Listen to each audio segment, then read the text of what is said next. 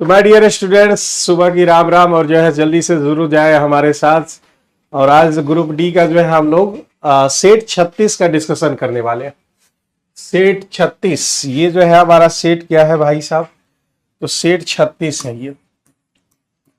आपने कल टेस्ट दिया होगा और जो है हम आपको बार बार बोल रहे हैं कि MWF में जो है आपका बुक का सीरीज चलता है और TTS में जो है आपके जो है यहाँ पर आपका डिस्कशन होता है। ग्रुप डी जो आप ऑफलाइन और ऑनलाइन दोनों टेस्ट देते हैं। तो जितने भी बच्चे लाइव जुड़े हुए हैं कमेंट सेक्शन में बता दो कि कौन कौन जुड़े हुए हैं और ऑडियो क्लियर है क्या। सबसे बड़ी समस्या ऑडियो को लेकर होती है, ताकि हम लोग बोलते रहते हैं और फिर आप लोग को सुनाई नहीं पड़ती है। ऑडियो क्लियर है क्या? Good morning Baljeet, good morning सभी लोगों को। ऑडियो क्लियर है क्या बलजीत? जल्दी से बताओ तो हम लोग आगे बढ़ेंगे। सही है, ओके। तो स्टार्ट करते हैं हम लोग आज का सेशन।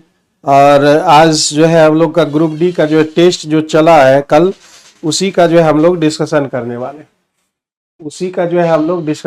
वाले, ठीक है। तो स्टार्ट करते हैं बिना देरी किए हुए।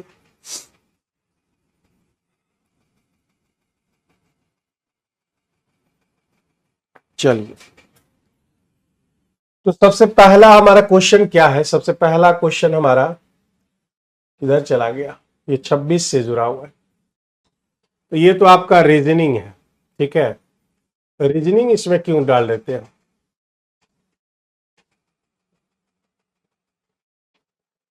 रीजनिंग इसमें क्यों डाल देते हो भाई साहब? ये कितना नंबर से आपका? 27 है। रीजनिंग सेट निकल गया है क्या भाई? 77 से आई क्या? रीजनिंग 76 से आई है, ठीक है। आपका जो है 76 से आई है, 25 क्वेश्चन, ठीक है। क्लियर है सच, ओके। तो कह रहा है निम्नलिखित में से कौन सा कथन अनिवार्य रूप से सही नहीं है? तो एक बात आप समझ लो कि अगर आप पैरेललोग्राम बनाते हो, समांतर चतुर्भुज बनाते हो, तो उसके जो डायगोनल होते हैं एक दूसरे को जो है बाइसेक्ट करते हैं, एक दूसरे को बाइसेक्ट करते हैं। चाहे वह समांतर चतुर्भुज हो, चाहे वह समचतुर्भुज हो, चाहे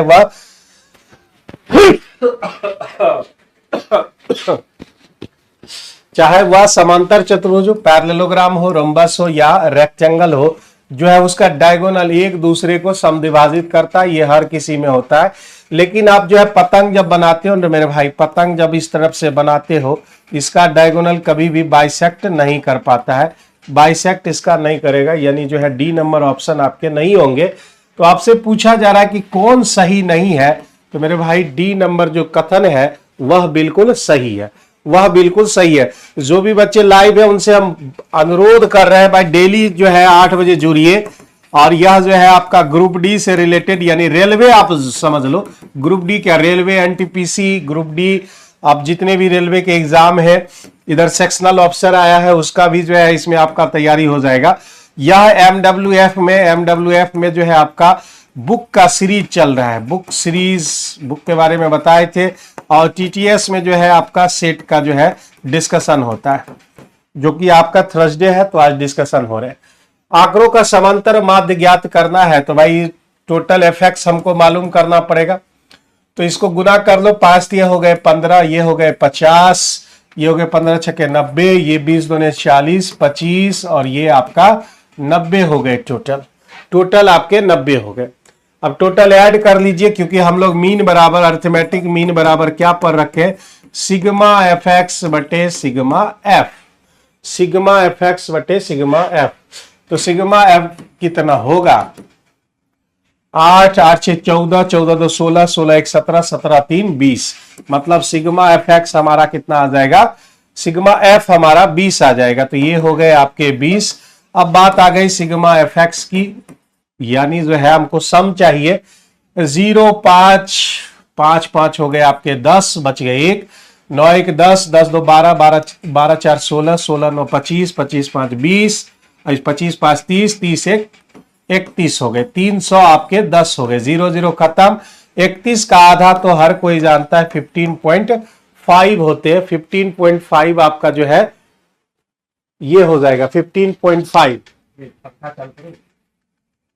15.5 जो है इसके करेक्ट आंसर हो जाएंगे, ठीक है।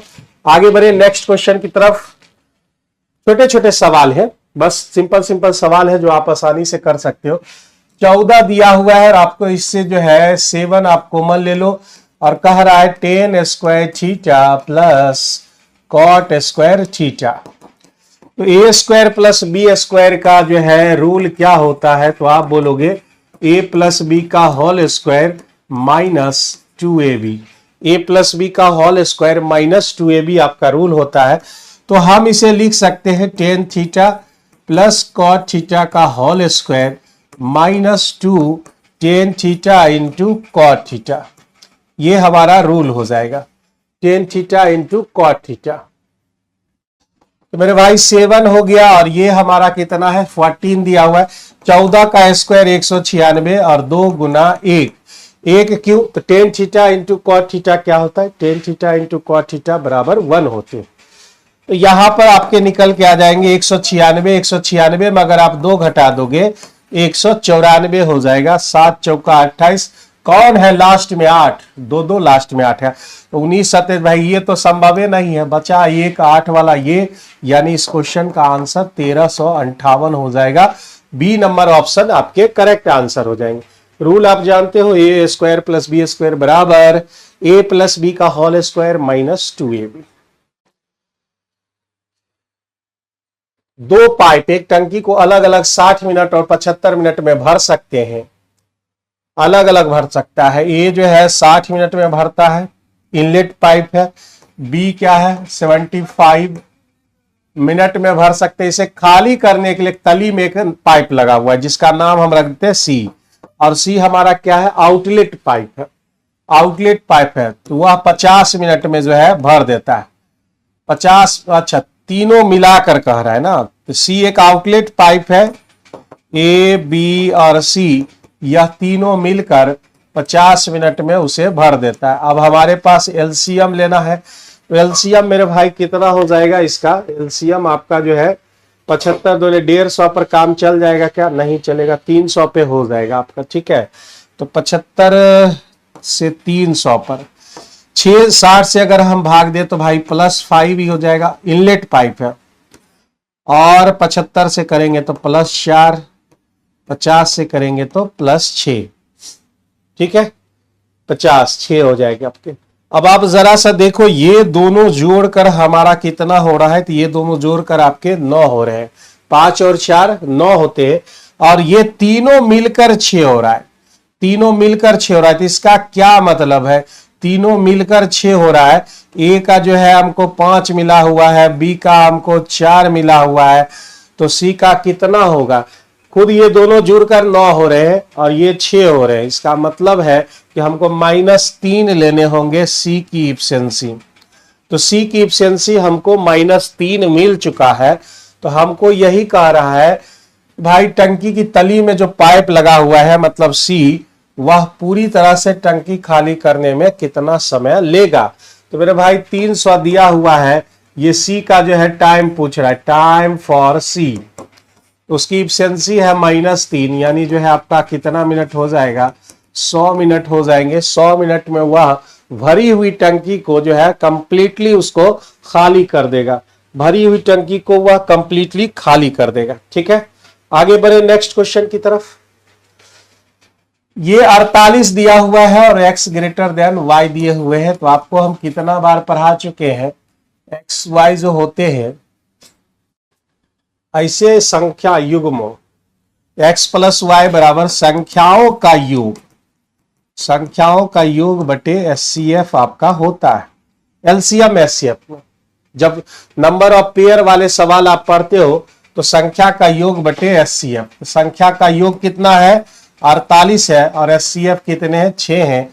तो यहां पर जो है 8 छक्के 48, यानी x + y बराबर आपके 8 आ जाए, ऐसा कौन सा पेयर आप लोगे, तो आप कहोगे 1 और 7। ये दोनों क्या है, तो यह दोनों आपका को प्राइम नंबर होता है।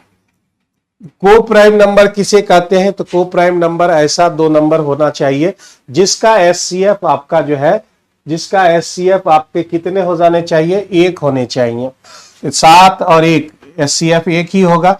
और कौन है, तो आप बोलोगे 2 और 6, तो 2 और 6 नहीं लेंगे, क्यों नहीं लोगे, इसका SCF आपका क्या है, SCF 1 नहीं है। ठीक है, और क्या हो सकता है, 2 6 हमने नहीं लिया, तो अब मेरे पास कौन सा चारा बच रहा है मेरे भाई, 2 6 नहीं हुए, 3 और 5 बच गए, तो 3 और 5 हम ले लेंगे बस। 4 4 2 बार नहीं लिया जाता है, समझ गए ना। तो ये हमारा हो गया। तो नंबर ऑफ पेयर कितने हुए, नंबर ऑफ पेयर आप बोलोगे 2 हो गए। नंबर ऑफ पेयर कितने, तो 2 पेयर हमारे पास निकल के आ गए, हमारे पास 2 पेयर निकल के आ गए।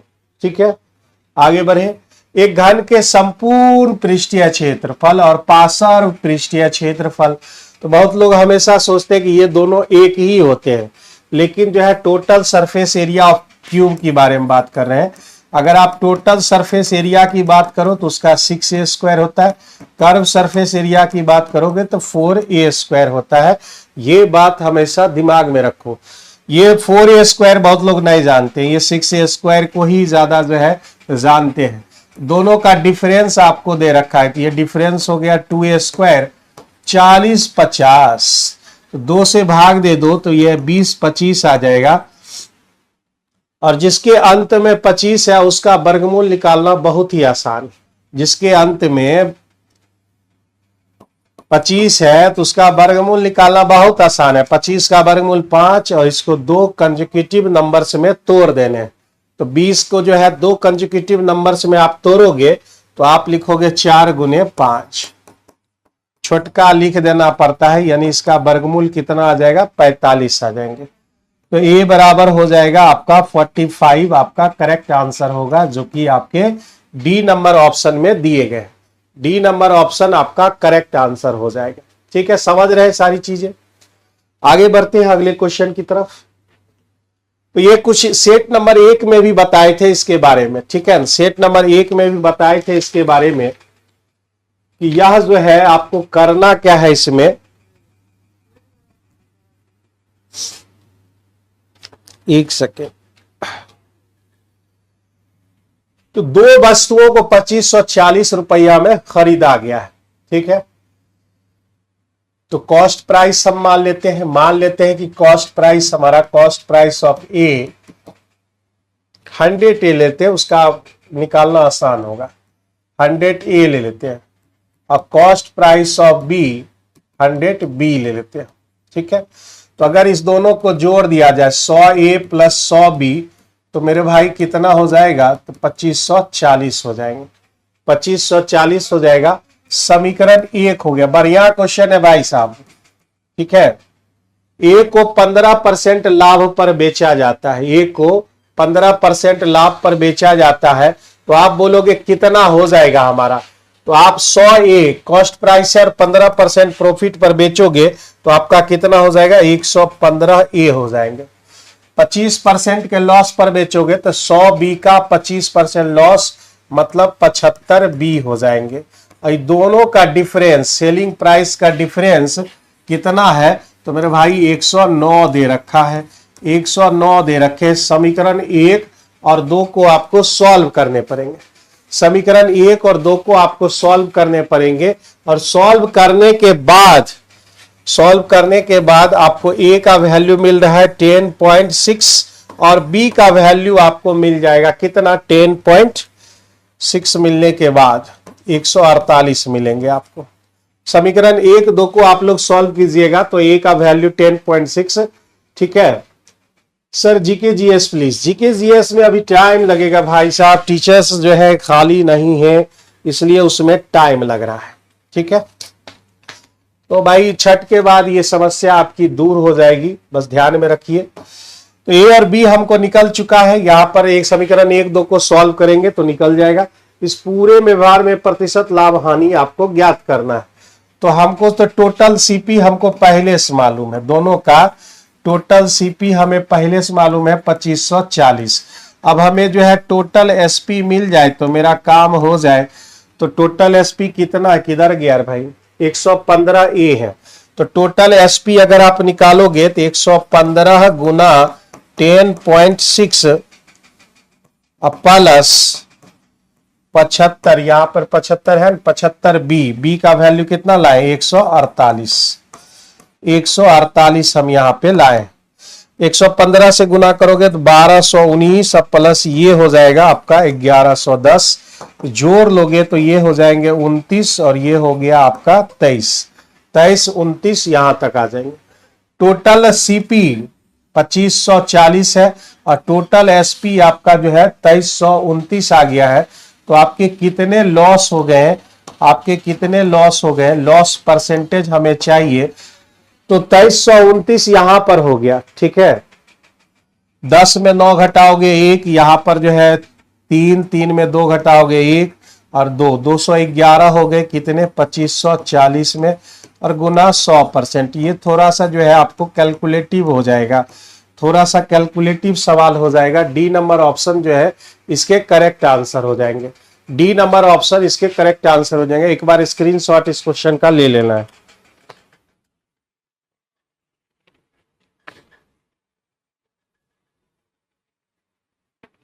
चलिए आगे बढ़ते हैं।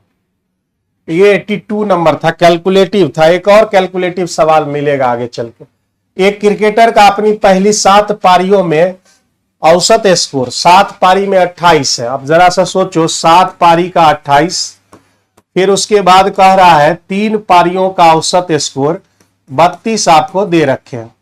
तो 7 3 कितने हुए 10। 11वीं पारी में हमने मान लिया x रन हमने बनाया है 11वीं पारी में, तो टोटल 11 पारी हो गया और 11वीं पारी में 33 रन होना चाहिए, 33 रन होना चाहिए। अब इसे आप कैलकुलेट करेंगे और इससे x का वैल्यू लाएंगे, लेकिन मेरे भाई इसको डिविएशन रूल से बनाया जा सकता है। तो x का वैल्यू हम निकाल कर दिखा देते हैं। यहाँ पर सेकेंड मेथड में आइए, डिविएशन रूल।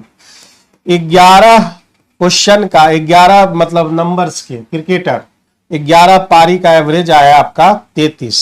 ध्यान से समझने की जरूरत है, 33 आपका दिया हुआ है। अब मेरे पास 7 पारी का कितना है 28 है। अगले जो है 3 पारियों का आपको 32 दे रखा है। 7 3 हो गए 10, एक पारी यानी 11वीं पारी का हमको एवरेज चाहिए। डिविएशन रूल को समझिए, ये तो हर कोई समझ सकता है, कैलकुलेट करेंगे x का वैल्यू निकालेंगे।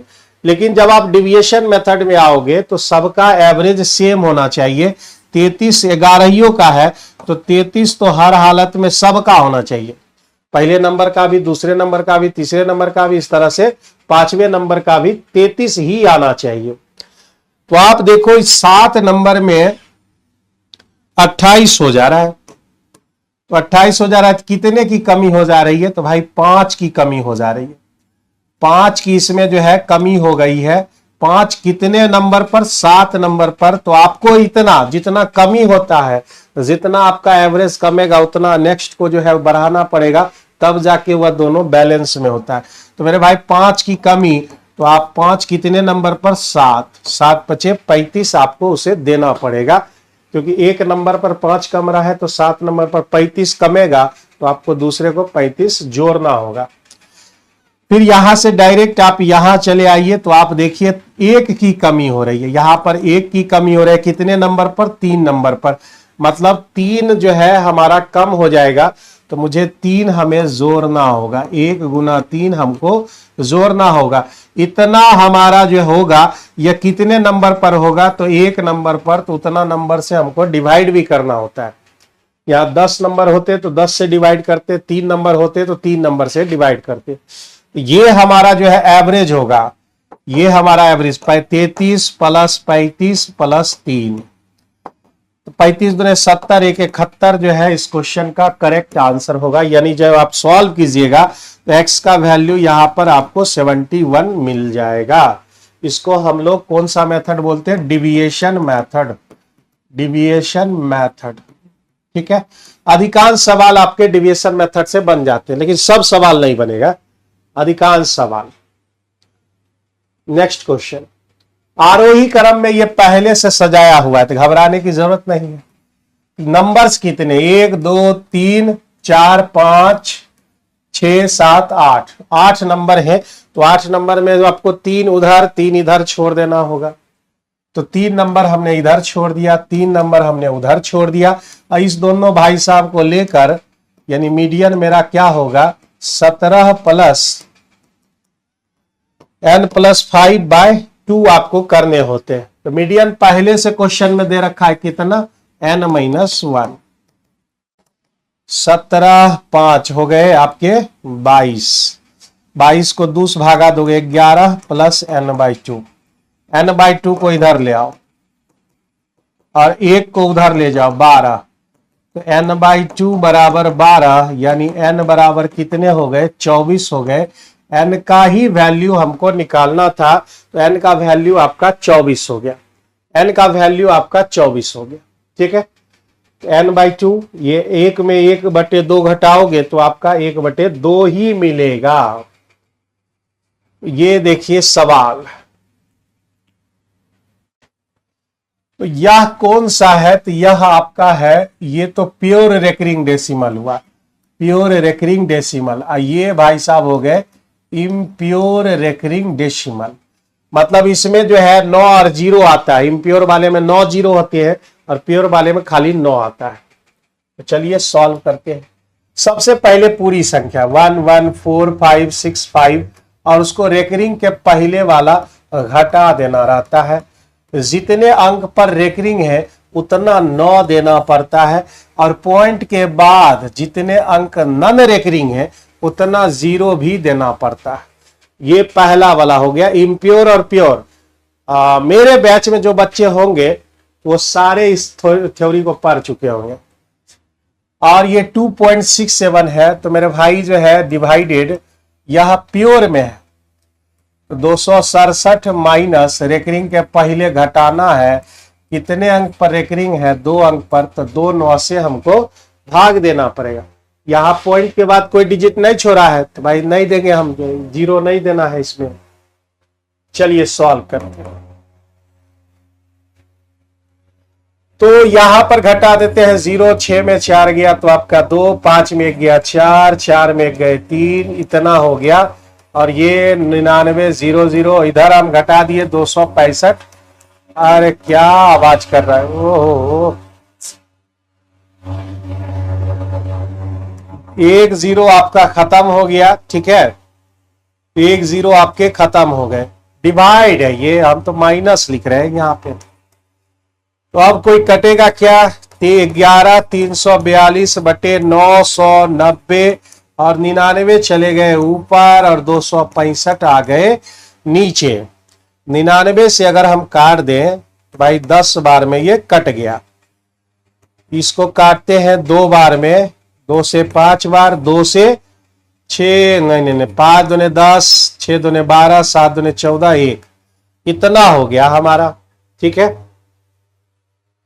अब मेरे भाई किससे कट सकता है ये,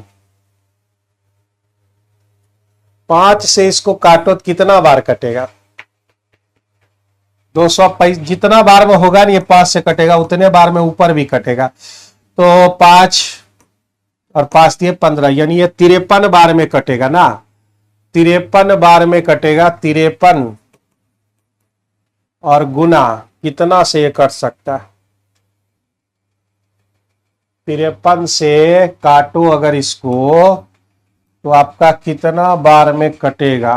53 से तो ये 5 बार कट गया, 53 से ये भाई साहब 1 बार कटे, बच गया 37, 371, 7 5 35, यानी 7 बार में। ठीक है, 7 बार में आपके हो गए, यानी 107 ऊपर हो गया और 25 आपके नीचे हो गए।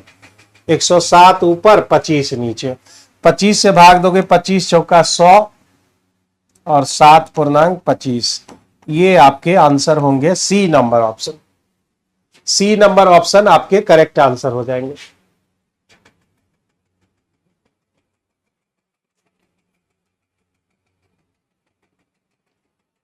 सी नंबर ऑप्शन आपके करेक्ट आंसर हो जाएंगे। स्क्रीनशॉट ले लेना है इसका, बढ़िया क्वेश्चन था, कैलकुलेटिव था। ठीक है, आगे बढ़ते हैं अगले क्वेश्चन में। जहां दिक्कत है तो जल्दी से बताओ। इस क्वेश्चन में एक था इम्प्योर और दूसरा था प्योर रेकरिंग डेसिमल। एक वाले में 9 0 मिलेगा, एक वाले में सिर्फ 9 9 ही मिलेंगे। और उसके बाद कैलकुलेशन तो आपके अपने हाथ में है। आगे बढ़ते हैं अगले क्वेश्चन की तरफ। हाँ, तो दो स्टेशन है यहाँ पर। दिल्ली से जाना है अमृतसर, निकल पड़ना है, इसके बीच जो है 4.5 किलोमीटर का। और ये यार धुआं इतना जो है पोल्यूशन वाला।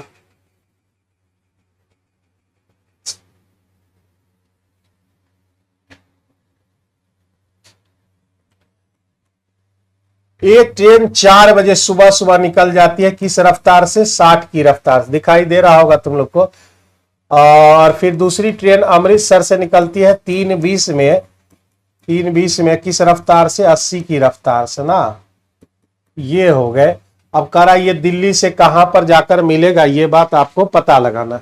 ठीक है, थोड़ा सा धुआं धुआं हो गया है क्लासरूम में, 1 सेकेंड आप लोग बनाइए या इसको बनाकर जाते हैं। तो ये 30:20 मतलब 3:20 यानी 40 मिनट बाद ये खुला है। कि भाई साहब 40 मिनट तक दौड़ते रहेगा ना, 40 मिनट तक। कौन है ये? सेकेंड वाला इसका नाम रख देते हैं, और ये फर्स्ट। सेकेंड की दूरी जो होगी, सेकेंड ट्रेन की दूरी, तो भाई 80 की स्पीड, 40 मिनट, तो ये हो गए आपके 2 और ये हो गए 3, मतलब 160/3 किलोमीटर यह चल चुका होगा। ठीक है, यह 160/3 किलोमीटर चल चुका होगा। तब जाके आपका पहला ट्रेन 4 बजे वो खुलेगा। तो भाई मिलने में उसे कितना समय लगेगा? तो इतना ही 160/3 को रिलेटिव वेलोसिटी से कवर करना पड़ेगा। तो रिलेटिव वेलोसिटी क्या है? इधर से 60, उधर से 80, 140 हो गए अपोजिट डायरेक्शन में। 140 किलोमीटर प्रति घंटा, 160 3 गुना 140। ठीक है, तो मेरे भाई 0 आपका खत्म हो गया। ऊपर 8 नीचे 21, इतना घंटा उसको मिलने में लगेगा। 8/21 घंटा उसको मिलने में लगेगा। अब मेरे भाई जो है कहां से बात कर रहा है? नहीं, 160/3 किलोमीटर तो वो चल चुका है, वो अकेले चला है ना, अकेले चला है वो। ठीक है, 160/3 तो वो अकेले चला, उसको थोड़े कवर करना पड़ेगा। तो 450 में 160/3 अगर हम लिखेंगे तो मेरे भाई यह जो है इतना दूरी को वह जो है रिलेटिव वेलोसिटी तय करेगा, क्योंकि दोनों चलेगा तब नहीं, ये तो अकेले खुद दौड़ गया था ना। तो इतना जो है हमारा इतना गैप बचेगा उसका। तो 0 5 15 4 12 13, 1350 में अगर आप 160 निकाल दे तो मेरे भाई कितना हो जाएगा? 1290 हो जाएंगे। 1200 आपके 50 इधर निकल गए, 10 फिर उधर निकल जाएगा। 1290/3, 3 से अगर आप काटोगे 4 12, यानी 430 किलोमीटर अभी भी आपके जो है बचे हुए हैं। और यही 430 किलोमीटर रिलेटिव वेलोसिटी से मतलब 140, 80 और आपके 60 हो जाएंगे, तो ये आपका 140 में हो जाएगा। इतना घंटा में यानी 43/14 घंटा भी जो है कैलकुलेटिव जो है ज्यादा हो रहा है। 430 किलोमीटर उसके पास बच गए हैं। ठीक है, हमने कैलकुलेशन सही किया है क्या? 0 5 15 4 12 13, 160 अगर हम घटा दे तो इधर से आपका जो है, अच्छा मेरे भाई 60 ही हम घटाए हैं, 1190 हो जाएंगे। 1100 आपके 90 हो जाएंगे /3। मेरे भाई ये तो कटेगा ही नहीं, 29 हो गया। ठीक है, 1190 आपके 3 हो जाएंगे।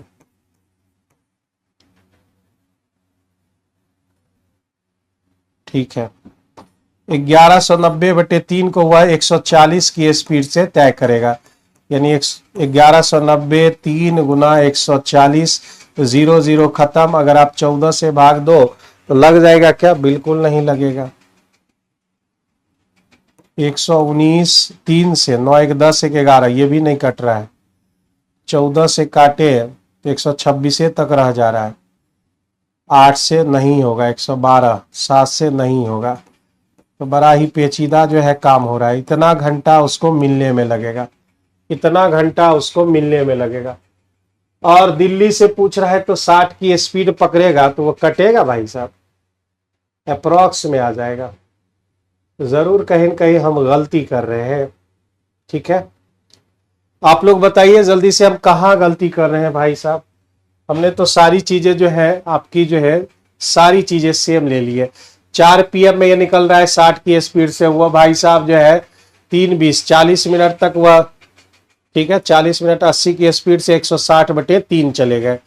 अब उसके पास बचा कितना, तो भाई 160/3 450 में से घटा देंगे तो 3 हमारा 45 थे 135 तो होता ही है, ठीक है 1190। 0 15 में 9 6 गया 9 और आपका 12 में 1 गया तो आपका 1190, बिल्कुल सही है। अब वह रिलेटिव वेलोसिटी में तय करेगा तो अब अपोजिट डायरेक्शन में है तो दोनों जोड़ना ही पड़ेगा। 8 6 14 140 हो जाएंगे। इतना ही घूम फिर के हो रहा है, इतना ही आपका हो रहा है, ठीक है। आप जरा सा देखो कि इसमें हमने क्या गलत किया है, जल्दी से बताओ क्या गलत हमने किया है यहाँ पर। और इसके आंसर कितने हैं, 170 है भाई साहब। 170 आएगा क्या, संभव ही नहीं है, 170 तो संभव नहीं है। जल्दी से देखो हम लोग क्या गलत किए हैं। नहीं कुछ भी हमने गलती नहीं किया, सारी चीजें तो हम ले ही चुके हैं, ठीक है। चलो आगे देखते हैं, कर किसी को कटना होगा तो कटेगा। अब जो है इतना समय में वह जो है तय करेगा, तो अब यहाँ 60 की स्पीड से उतना देर तक वो चलेगा तो कितना दूरी तय करेगा।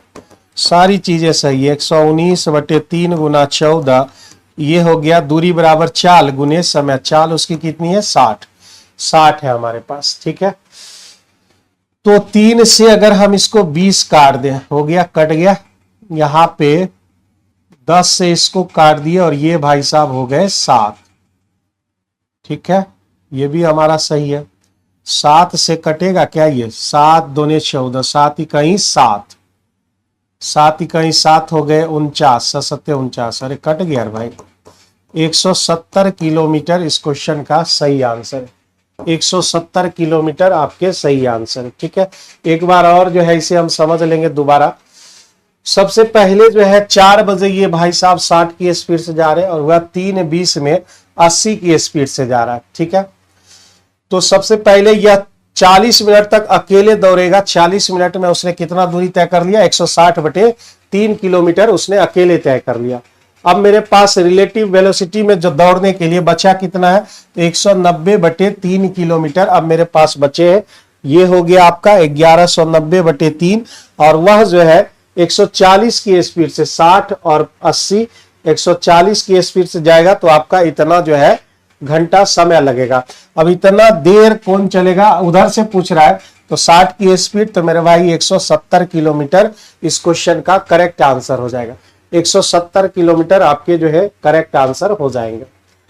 अब यहां पर जो है डायग्राम देखो क्या लिखा है, कह रहा है कि जो है नीला शिक्षण शुल्क के लिए टीचिंग फील्ड के लिए है, तो नीला सब तो ब्लैक नजर आ रहा है तो यहाँ पर नीला पीला का है, लाल जो दिखा रहा है किताब और स्टेशनरी के लिए, ठीक है। और फिर हरा दिखाता है परिवहन शुल्क, बैगनी दिखाता है टोटल अदर खर्च के लिए, ठीक है। तो ये ले लेते हैं हमारा टीचिंग फील्ड के लिए, ये 40%, यहीं से शुरुआत करते हैं, यहीं से ठीक होगा। स्टेशनरी के लिए आपका 30 हो जाएगा और ट्रांसपोर्टेशन के लिए आपका 20% और ये आपका 10%, ठीक है। करके देखें। कुल आय दिया हुआ है 27 और 3 2 5 यानी 2,70,00,000 आपके हो गए। 27000000 ये टोटल हो गए 100%, ये आपका हो गया 100% की बात। यदि कुल स्कूल खर्च कुल आय का 1/3 है, कुल आय का 1/3 है, तो शिक्षण शुल्क और परिवहन शुल्क पर खर्च की गई राशि ज्ञात करें, ठीक है। ये टोटल हमारा जो है 100% है, 1% उसका 1/3 भी निकालना है, 1/3 आपको निकालना है, ठीक है। और शिक्षण शुल्क चाहिए, टीचिंग फी आपका 40% है ये वाला, और परिवहन शुल्क 20% है। 40 और 20 कितने हुए, 60 हुए, मतलब इसका हमें 60% निकाल देना है, 60% निकाल देना है। 2 0 तो आपके यही खत्म हो गए, 3 से काटोगे तो 20 हो जाएगा। 27 दूने हो गए 54, 3 और 1 4, 0 1 2 3 4। मेरे भाई सी नंबर ऑप्शन इस क्वेश्चन का करेक्ट आंसर है। इसको आप जो है रेड कलर या कलरफुल नहीं दिया हुआ है भाई, वहां से लिख लेना अपना, ठीक है। आगे बढ़ते हैं नेक्स्ट क्वेश्चन। कह रहा एक काम को कुल देय राशि 800 रुपया है। सी अकेले उसे जो है 24 दिन में कर सकता है, बी 8 दिन में, और अगर ए की सहायता लेता है, कौन, बी सी, अगर ए की सहायता लेता है तो 3 दिन में काम पूरा कर देता है। एलसीएम आपके हो जाएंगे 24, 8 या 24 और ये आपका 8 हो गया, ठीक है। 24 एकम 24, 8 या 24, तो ये हमारा हो गया 1 3 और 8 का जो है ये बन गया। और कह रहा है कि जो है किसका हिस्सा चाहिए, ए का हिस्सा चाहिए। तो इस 8 में 3 व्यक्ति छुपा हुआ है, सी बी और ए। सी का हो गया 1, बी का हो गया 3, तो मेरे भाई ए का कितना होगा, 4 होंगे, तब जाके टोटल 8 हो जाएगा। तो 8 का जो वैल्यू दे रखा है, 8 का वैल्यू आपको कितना दे रखा है, 800। 8 का वैल्यू 800 कट गया 100 और 4 का वैल्यू कितना, 400 इस क्वेश्चन के करेक्ट आंसर हो जाएंगे। 400 इस क्वेश्चन का जो है आपका करेक्ट आंसर निकल के आ जाएगा, ठीक है। 400 सही है। नेक्स्ट, दोनों को गुना करना है, क्वाड्रेटिक इक्वेशन आपको चाहिए इस टाइप के। तो X square plus X minus 4x minus 4 equal to 2। X square ये घट जाएगा तो -3x और इसको इधर ले आएंगे -6 हो जाएंगे आपके। तो ये नंबर ऑप्शन आपका करेक्ट आंसर। सिर्फ आपको क्वाड्रेटिक इक्वेशन लाना था, मल्टीप्लाई करके ले आए। एक बेलन के आधार की त्रिज्या को 4 सेंटीमीटर से बढ़ाकर 16 सेंटीमीटर आपको कर दी जाती है, लेकिन इसका वक्र पृष्ठीय क्षेत्रफल अपरिवर्तित रहता है। मतलब जो है कर्व सरफेस एरिया पहले भी और कर्व सरफेस एरिया बाद में भी बढ़ाने के बाद इक्वल ही रहते हैं। तो इसका मतलब क्या है कि उसका हाइट बढ़ गया होगा, हाइट बढ़ा होगा या घटा होगा, यही चीज हुआ होगा। तो कर्व सरफेस एरिया 2πr(h) होता है। पहले 4 था और पहले की ऊंचाई 4 थी, अब आगे 2πr, 4 को बदल देना है किसमें, 16 में। और पूछ रहा है कि ऐसा करने पर जब बराबर हो जाते हैं तो आपके हाइट कितने होते हैं। 2π कैंसिल, 4 चौका 16 कैंसिल, मतलब h बराबर कितने हो गए, 1 हो गए। यानी हाइट में जो है चेंजिंग आ गई है, वो 4 से 1 हो गया है। इस वजह से दोनों सेम। 20% तो मेल हो गए आपके, फीमेल आपके जो है 50% है, 70 तो यही हो गया। तो चिल्ड्रेन आपके 30% होंगे, यही बात हो सकती है, तब न जाके 100 होगा। उसका औसत पूछ रहा है, तो औसत पूछ रहा है, तो यानी टोटल आपके अगर 100 है तो मेल आपके जो है 20 है, फीमेल 50 और चिल्ड्रेन 30। ये क्वांटिटी हो गई। और जो है आप एवरेज की बात करोगे तो एवरेज उनका क्रमशः 45, 60, 20 और समूह का हमने मान लिया x, टोटल समूह का। तो आप क्वांटिटी को आप काट भी सकते हो, 0 0 0 0 खत्म, ये हमारा टोटल है। 45 दूने हो गए 90, 6 पचे हो गए 300 और 3 दूने हो गए 60, ये हो गया आपका 10x। ये सब अगर हम जोड़ देंगे तो वह 10x के बराबर होगा। अभी भी आप 0 आप 1 कैंसिल कर सकते हो। x बराबर आपके आ गए 30 6 36 और 36 और 6 45 टोटल आ गए। 45 इस क्वेश्चन का एवरेज हो जाएगा। 45 जो है आपके एवरेज हो जाएंगे, ठीक है। तो तुम लोग आंसर नहीं दे रहे हो भाई साहब, जी के आगे बढ़ते हो, आंसर देते चलो। करा एक 10,000 रुपया का साड़ियां और सूट खरीदा, प्रत्येक साड़ी का जो है 1500 मूल्य है और प्रत्येक सेट का जो है 1000 मूल्य। तो सिंपल सी बात है भाई, आप बाय ऑप्शन भी कर सकते हो इसको। 3 साड़ी मान लो खरीदे 4500 और 5 वो 5000, 5000 4500, 9500 पर ही रह गए। 2 गो साड़ी खरीदो 3000 और ये 6000, 6 3 9000 पर रह गए।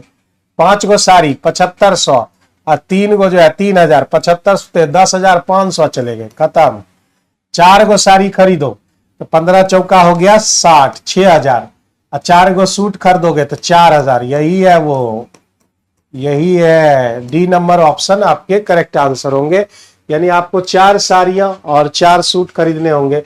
अगर आप देखें 8:43, यानी अगर आप चाहे तो आप ऐसे भी सॉल्व कर सकते हैं। 10,000, मान लो कि साड़ी हमने जो खरीदा X और सूट हमने खरीदा सूट खरीदा हमने 10,000 माइनस X। ऐसे भी डिटेल से सॉल्व कर सकते हो। यह 1500, तो 1500 X हो गया, और ये भाई साहब जो है हमारे 4000 सॉरी 1000, और ऐसा करने के बाद फिर से आपके 10,000 हो जाएंगे। बस सॉल्व कर लेना, X बराबर 4 आएंगे, और फिर 4 कितना है, 10,000 में कुछ साड़ियां कुछ सूट खरीदे, ठीक है। कुल संख्या 8 है, 8 को हम लोग बैलेंस करना था। ये 10,000 को हम बैलेंस कर लिए, तब तो एक और समीकरण निकालना पड़ेगा। 8 है हमारे पास, साड़ी है X, और मेरे पास 8 माइनस X सूट हो गए। X हो गया ये 1500, 8 माइनस X करोगे यह जो है कितना 1000, और ऐसा करने के बाद आपको 10,000 हो जाते हैं। वही X का वैल्यू 4 हो जाएगा, इधर भी आपके 4 हो जाएंगे। इस तरीके से आप इसको सॉल्व कर सकते हो।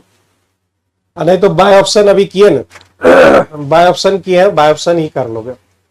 12 वर्ष में ब्याज दर आपको अंक तक निकालना है। साधारण ब्याज कोई दर दुगनी हो जाती है। दुगना कहने का मतलब क्या, अगर प्रिंसिपल 1 रुपया है तो अमाउंट आपके 2 रुपये हो जाएंगे, और SI आपका 1 रुपया बढ़ गया है। तो जब SI यानी प्रिंसिपल और SI दोनों जब बराबर हो, जब SI और प्रिंसिपल दोनों जब बराबर हो, तो मेरे भाई जो है क्या निकालना है, यहाँ रेट निकालना है। तो सीधे 100 को T से भाग देना पड़ता है, ऐसा होता है, समझ गए। ये कहीं पर लिख लेना है। जब प्रिंसिपल और SI दोनों बराबर होंगे तो मेरे भाई सीधे जो है R बराबर 100/T लगाना है। तो रेट बराबर 100, और 100 को आप 12 से भाग दोगे तो 25/3 हो जाएगा, यानी 8.33% आ जाएंगे। 8 3 24, बचेगा 1/3, 3 हो जाएंगे। मतलब ए नंबर ऑप्शन आपके करेक्ट आंसर, ए नंबर ऑप्शन आपका करेक्ट आंसर। एक और कैलकुलेटिव सवाल था, अभी तक मिला नहीं वो। मंजीत अपनी आय का 40% खर्चा कर देता है तो बचाता कितना है, 60% बचाएगा। सिंपल सवाल है। 60% 18,000 के बराबर, 1 0 खत्म, 6 काटोगे 300 आ गया। कह रहा है उसकी आय बताइए, 100% आपको निकालने कह रहा है। तो 100% में 2 0 पहले से, 2 0 हम लगा देंगे, तो सी नंबर ऑप्शन आपका करेक्ट आंसर हो जाएगा। तो ये वो सवाल है कैलकुलेटिव जो आपको जो है कैलकुलेशन लंबा है। 95 नंबर सवाल। ये सेट नंबर जब पहला हम डिस्कशन कराए थे उसमें भी ये सवाल था, और उसमें टोटल कितना आया था, 800 समथिंग आया था। डी नंबर शायद ऑप्शन आया था। हाँ बिल्कुल डी, वही क्वेश्चन है, ये यही आंसर आया था।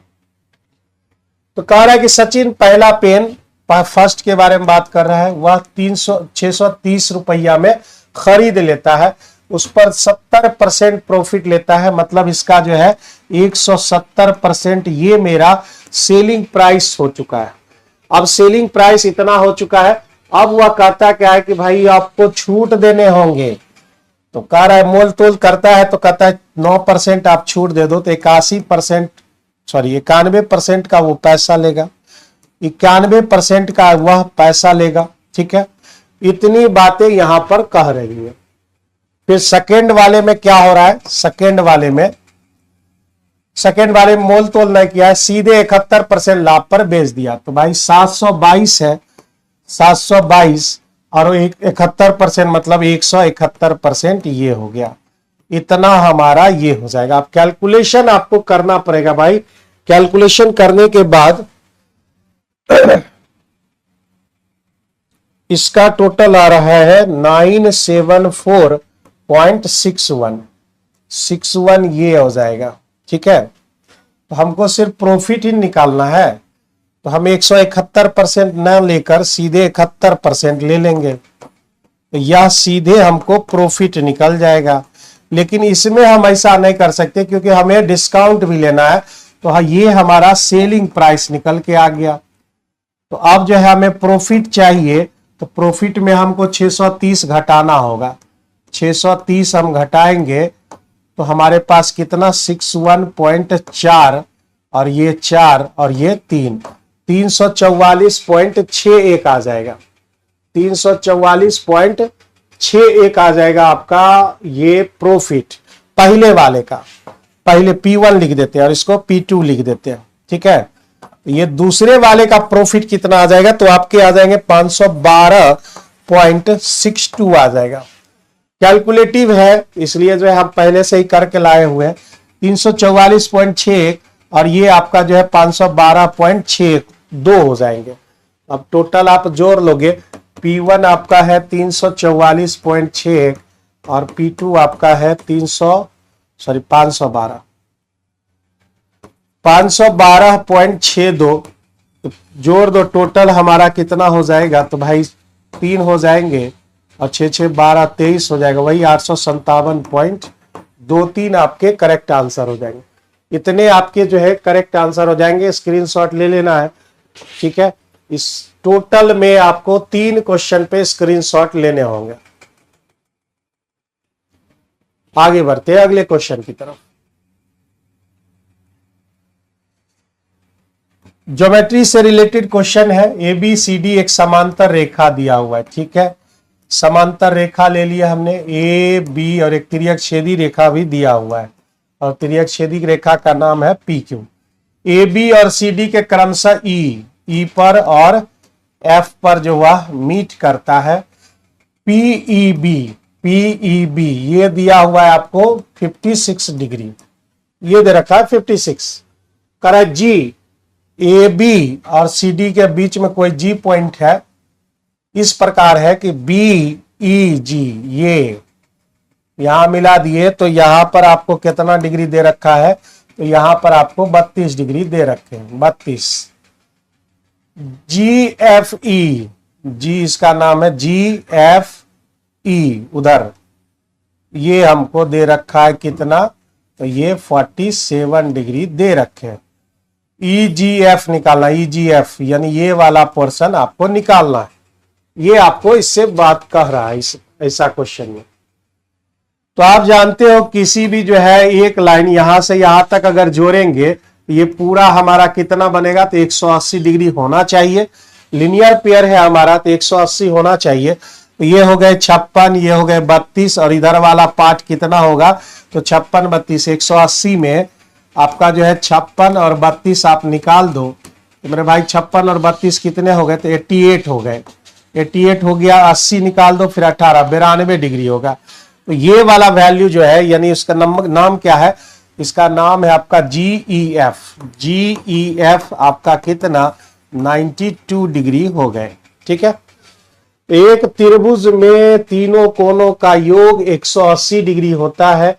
ये 92, ये 47, अब बचे कितने, तो मेरे भाई एंगल EGF बराबर आप कहोगे 180 डिग्री माइनस 92 और 47, ये हो गए 180 माइनस, अब अगर आप घटा दो 9 और 9 4 13, 139 हमने निकाल दिया, तो मेरे पास कितने बच गए, 41 डिग्री बच गया। 41 डिग्री आपके करेक्ट आंसर होंगे। डी नंबर ऑप्शन जो है आपका सही आंसर होगा। 41 डिग्री आपका करेक्ट आंसर होगा। तो बस सिंपल सा है कि लीनियर पेयर हमने लगाया है और एक त्रिभुज के तीनों कोणों का योग 180 डिग्री। बढ़िया क्वेश्चन है, इसमें आप जो है इसको शॉर्ट कर सकते हो। कह रहा है कि 4 नंबर्स दिए हुए हैं, चारों नंबर में आप ऐसा क्या जोड़ोगे, 26 प्लस एक्स, मान लो एक्स जोड़ेंगे, 40 प्लस एक्स, सबको प्रोपोर्शनल के फॉर्म में लाना है, 22 प्लस एक्स और 34 प्लस एक्स, ऐसा जो है। और कह रहा है एक्स का ऐसा कौन सा वैल्यू होगा, एक्स का ऐसा कौन सा वैल्यू लाओगे और 0 से बड़ा होना चाहिए। तो मेरे भाई ये नियम आप लोगों को सिखा देते हैं। ABCD 4 गो नंबर होते हैं, अगर आप इसमें x जोड़ेंगे, एक्स अगर आप जोड़ेंगे, इसका स्क्रीनशॉट ले लेना बाद में। तो एक्स का अगर आपको वैल्यू चाहिए, देखो याद कैसे रहेगा, ये देखो ए को डी से गुना करना है तो हो गया ए डी, माइनस बी को सी से गुना करना है बी सी, ये हो गया हमारा। डिवाइडेड आप ए को डी से जोड़ना है, माइनस बी को सी से जोड़ना है। और मेरे भाई यही जो है हमेशा पॉजिटिव आना चाहिए, यही आपका जो है एक्स का वैल्यू होगा, यही आपका एक्स का वैल्यू हो जाएगा। इसको थोड़ा सा स्क्रीनशॉट जल्दी से लो और हम लोग आगे बढ़ेंगे। तो ये आप एक्स का वैल्यू आसानी से निकाल सकते हो, ठीक है। तो पिछले वाले क्वेश्चन में हमारा क्या है, 26, 40, 22, 34, 26, 40, 22, 34, ए बी सी डी। अब वही एक्स का वैल्यू चाहिए तो ए डी गुना करेंगे, मतलब 26 गुना 34, फिर बी सी गुना करेंगे यानी 40 गुने 22, ये हो गया। फिर उसके बाद ए को डी से जोड़ देंगे, 34 प्लस 26, अब फिर उसके बाद इस दोनों को जोड़ देंगे, 40 प्लस 22। अब पॉजिटिव आएगा ठीक है, नहीं अगर निगेटिव आएगा तो उसको हम पॉजिटिव बना लेंगे, मोड लगाए हुए हैं यहाँ पे। तो नीचे तो हम आराम से काम कर सकते हैं, हमारा जो है कितना हो जाएगा, तो ये आपके 60 हो जाएंगे और इधर आपका 62 हो रहा है, तो नीचे हमारा -2 आ गया, ठीक है। -2 नीचे आ गए। ऊपर की बात करें गुना करने के 22 चौका आपका 88 यानी जो है 880 हो जाएंगे। अब रह गया बात 26 को 34 से गुना करने के बाद 6 चौका हो गए 24, बच गया 2, 4 दूने 8, 6 3 18, तो मेरे भाई 2 जोड़ देंगे तो 28, भाई 28 आ गया। 28 का 8 बच गया आपके 2, 3 दूने 6, 2 8, 884, ठीक है। तो 884 में 880 चला गया, 4 4 को 2 से भाग देंगे 2 मेरे भाई आ जाएगा, यानी जो है एक्स का जो वैल्यू होगा वह हमारा 2 हो जाएगा। बहुत अच्छा रूल है ये आपका, जो है बहुत आसानी से जो है काम हो जाएगा, यानी एक्स बराबर आपके कितने हो गए, 2 हो गए। यहां पर बैलेंस करने के लिए आपको जो है प्रोपोर्शनल के फॉर्म में लाने के लिए एक्स का वैल्यू 2 हो गया। आंसर यहां नहीं हुआ है, अभी आपसे पूछ रहा है ये सारे नंबर, तो आप एक्स का वैल्यू रखोगे और उससे वाई का वैल्यू निकालोगे। 4 दूने कितने हुए 8, वाई, फिर वाई, और यहां पर रखोगे 7 दूने 14, 14 में आपके 2 जाएंगे तो मेरे भाई ऐसे 14 में आपके 6 जाएंगे तो 8 बच जाएंगे। अब वाई ये बाहर बाहर गुना होता है, ये भीतर भीतर, वाई स्क्वायर बराबर 8 स्क्वायर, तो वाई का वैल्यू कितना आ गया, वाई का वैल्यू आपका 8 आ गया, ठीक है। तो भाई ये रूल आपका जो है बहुत जगह काम देगा, ये आप जो है बेहतर तरीके से कहीं पर लिख लो, ठीक है। ये वाला रूल तो आपको बहुत जगह काम देगा। इस तरह के रेशियो प्रोपोर्शनल में बहुत सारे सवाल पड़े हुए हैं। आगे बढ़ते हैं अगले क्वेश्चन की तरफ।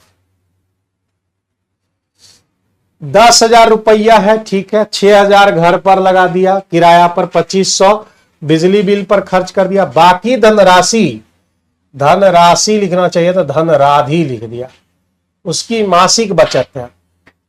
तो 6,000 और 2500 यानी जो है 8500 उसने निकाल दिया, तो मेरे भाई 15 उसने बचत कितना किया, बचत किया 1500 रुपया। हर एक महीना उसने 1500 बचत किया, ठीक है। अब कह रहा 1 साल में उसकी बचत ज्ञात कीजिए यदि उसके जन्मदिन के महीने पर उसने सारी बचत जन्मदिन पर खर्च कर दी, ठीक है। जैसे जो है अब आपका जन्मदिन जो होगा जिस मंथ में, उस मंथ में आप 1500 बचा रहे होंगे, लेकिन जिस मंथ में आप जन्मदिन मना रहे हैं, जैसे ही मनाना शुरू करेंगे वो 1500 रुपया आप उस पर इन्वेस्ट कर देंगे। तो मतलब 1 महीना तो ऐसे ही खत्म, 1500 गुना 11 महीना ही रहेगा। तो ये साल भर में कितना बचत करता है, 11 महीने का बचत करता है। तो भाई 0 0 165 होते क्या, 165 आपका करेक्ट आंसर। समझ रहे, 12 क्यों ने गुना किए, 1 महीना जिस दिन आपका जो है, जिस मंथ में आपका जन्मदिन है उस मंथ के सैलरी आपने जो है यानी बचत आपने जो है अपने जन्मदिन पर बैलून तैलून लगाने, केक लाने में जो है बिता दिया होगा तुमने। कर्व सरफेस एरिया 5400 दे रखे हैं, 5400 पाई और इसका आधार का व्यास, तो रेडियस हो जाएंगे 72, पाई आर एल होता है कर्व सरफेस एरिया, शंकु की वक्रपृष्ठीय क्षेत्रफल पाई आर एल होता है। पाई आर एल तो होता ही है भाई, पाई आर, आर के जगह हम जो है यहां पर 72 रख देंगे और एल नहीं मालूम है। पाई पाई कैंसिल, 72 से काटो तो मेरे भाई जो है 72 से काटोगे 18 चौका 72, 18 तिहाई 54, ठीक है। 4 से काटोगे 2 को सुनना को तो 25 आ जाएंगे। एल बराबर आपके आ गए 75, एल बराबर 75। और शंकु में आप जानते हो कि एक जो है हमारा क्या है, तो हाइट, ये आपका राइट एंगल ट्रायंगल है। तो राइट एंगल ट्रायंगल में अगर आप जानो ये 7 24 25 होता है ना, 7 24 25 ये ट्रिपलेट होते हैं। तो अगर रेडियस आपका कितना बन चुका है, तो रेडियस आपके जो है, रेडियस और ये इधर उधर हो सकता है, ये हमारा जो है 7 नहीं है, ये हमारा जो है रेडियस दे रखा है, ये हमारा स्लेंट हाइट और ये हमारा तब एच हो जाएगा। यहां का है 25 तिहाई 75, 75 तो 24 तिहाई हो गए 72, 7 तिहाई हो गए 21। यानी अगर आपका जो स्लेंट हाइट अगर 75 है, रेडियस अगर 72 है, ये दोनों चेंज करते रहता है, ये फिक्स रहता है, तो यहां पर 21 हो जाएंगे। तो हमको हाइट ही मांग रहा था, इसलिए हाइट कितना आ जाएगा, 21 आ जाएगा इस क्वेश्चन का। मतलब अगर फिगर ड्रॉ करे तो मेरे भाई जो है हाइट 21 है, यह आपका जो 72 है, तो ये आपका 75 है। तो हाइट आपका जो है 21 आ गया है, ठीक है। आगे बढ़े तो मेरे भाई टाइम भी हो गया यहाँ पर। एक मीनार के जो है यहाँ पर शीर्ष भूमि पर उन्नयन कोण कितना डिग्री है, 30 डिग्री है। तो 1 और √3 का रेशियो चलेगा। मीनार की ऊंचाई बताइए, तो ये √3 का वैल्यू दे रखा है 48, तो 1 का वैल्यू कितना होगा, तो 48 बटे √3 हो जाएंगे। और इसको रेशनलाइज कर देंगे √3 से, तो √3 हो गया 3, इसको काटोगे 16 तिहाई, यानी 16 √3 कहाँ है, सी नंबर ऑप्शन आपके करेक्ट आंसर, ठीक है। तो माय डियर स्टूडेंट्स, ये थे आपके 25 बेहतरीन क्वेश्चन और बेहतरीन सॉल्यूशन के साथ। कुछ क्वेश्चन पे आपको जो है खुद से काम करना पड़ेगा, क्योंकि हम काम करेंगे तो यहाँ पर जो है टाइम लग जाएगा, इसलिए हमने जो है वहां पर कैलकुलेटिव करके रखा था वहां पे, ठीक है। और अभी जो है नेक्स्ट बैच है 9 बजे से, तो चलिए मिलते हैं फिर अगले डिस्कशन में कल दोबारा। तब तक ले गुड बाय, टेक केयर। और रीजनिंग अभी होगी, आप लोग बने हुए रहिए। आ जाइए बाबू, अपना सेशन हम लोग ऑन करते हैं आज। और देखिए जो फर्स्ट क्वेश्चन आप देख रहे होगे, सिटिंग अरेंजमेंट से बिलोंग कर रहा है क्वेश्चन, ठीक है। तो देखिए क्या कहता है, CDEFS और T यानी टोटल 2 4 2 6 7 लोग हो गए। प्रत्येक की परीक्षा सोमवार से शुरू होकर रविवार को समाप्त होने वाले एक सप्ताह के अलग अलग दिनों में होती है। Monday, Tuesday, Wednesday, Thursday, Friday, Saturday और ये संडे। सबसे पहला यही काम करेंगे। फिर कहता है कि F की परीक्षा शुक्रवार को होती है। तो जो F की परीक्षा होने वाली है बच्चे, वो फ्राइडे को होने वाली है। T और F के बीच में 2 लोग हैं। जब F फ्राइडे को है तो 2 लोग नीचे रख नहीं सकते, तो 1 और 2 लोग रख करके हम T को कहाँ रख लेंगे, तो ट्यूसडे को। E और T के बीच केवल 4 लोग हैं, तो 4 लोग ऊपर नहीं जा सकते, तो 1 2 3 और 4 लोग छोड़ दे, तो फिर हमें E को रखना होगा संडे को। S की परीक्षा U के ठीक बाद होती है। अब U के ठीक बाद होने का मतलब U और S हमेशा साथ में रहेंगे, तो ये व्यवस्था सिर्फ यहीं पे बन पाएगी। तो S की परीक्षा U के ठीक बाद होती है। D की परीक्षा सोमवार को नहीं है, तो D की परीक्षा जब सोमवार को नहीं है तो D की परीक्षा शनिवार को होगी। अब कहता है D से पहले और C के बाद, तो C मंडे को आ जाएगा। D से पहले और C के बाद कितने लोगों की परीक्षा हुई, तो 1 2 3 और 1 4 लोगों की परीक्षा हुई। यानी ऑप्शन नंबर ए जो है यही इसके लिए बेस्ट आंसर होगा। नेक्स्ट क्वेश्चंस की ओर चलते हैं। ध्यान से देखिएगा, एस की वैल्यू 19 होती है, डब्ल्यू की वैल्यू 23 होती है, 4 ऐड कर दोगे 23 पे पहुंच जाओगे। ए की वैल्यू 27 भी रख सकते हैं, 23 में 4 जोड़ोगे 27 होगा। 27 में अगर ए को 1 माने तो 4 जोड़ने पर 5 हो जाएंगे। इसका मतलब है बच्चे अब 5 में हम लोग 4 जोड़ेंगे और 5 4 वैल्यू 9 आएगा, यानी आई से आएगा। ये दोनों ऑप्शन हमारे कट गए और 2 ऑप्शन अभी भी जीवित बचे हुए हैं। अब देख लो, 11 से 15 आने का मतलब है बाबू 4 जोड़ देना, और 15 से 19 होने का मतलब है 4 जोड़ देना, 19 से 23 होने का मतलब है 4 जोड़ देना।